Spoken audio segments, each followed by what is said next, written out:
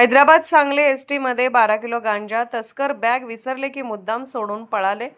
सांगलीतून एक धक्कादायक बातमी समोर आली आहे। हैदराबादहून सांगलीत आलेल्या एसटी बसमध्ये तब्बल 12 किलोहून अधिक गांजा आढळून आला आहे। या गांजाची किंमत सुमारे 1 लाख रुपये असल्याचा अंदाज आहे। तस्करांनी बॅग विसरून पळ काढला की पकडले जाण्याच्या भीतीने मुद्दाम बसमध्येच सोडून दिली। याचा तपास आता पोलीस करत आहेत। हैदराबाद ते सांगली असा जवळपास 500 किलोमीटरचा प्रवास करून आलेली एसटी बस सांगलीच्या मध्यवर्ती बस स्थानकात पोहोचली। सर्व प्रवासी उतरून गेल्यानंतर बस वॉशिंग रॅम्पवर उभी करण्यात आली। दुसऱ्या दिवशी सकाळी बसची स्वच्छता सुरू असताना कर्मचाऱ्यांना 2 संशयास्पद प्रवासी बॅगा आढळून आल्या। त्यांनी तात्काळ सुरक्षा रक्षकाला याची माहिती दिली। सुरक्षा रक्षकाने बॅगा उघडून पाहिल्या असता त्यामध्ये गांजाची पुडकी असल्याचे समोर आले। त्यानंतर एसटी प्रशासनाने तातडीने सांगली शहर पोलिसांना माहिती दिली। घटनास्थळी दाखल झालेल्या पोलिसांनी पंचनामा करून दोन्ही बॅगा जप्त केल्या।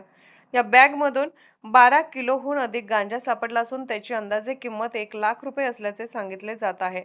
सांगली जिल्ह्यात यापूर्वीही गांजा तस्करीची अनेक प्रकरणे उघडकीस आली आहेत।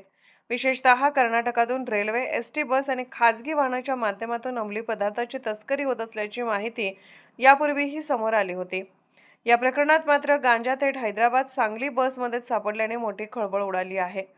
आता पोलिसांसमोर अनेक प्रश्न उभे राहिले आहेत। ही बॅग तस्करांकडून चुकून बसमध्ये राहिली का, की पोलिसांच्या भीतीने मुद्दाम बसमध्येच सोडून देण्यात आली?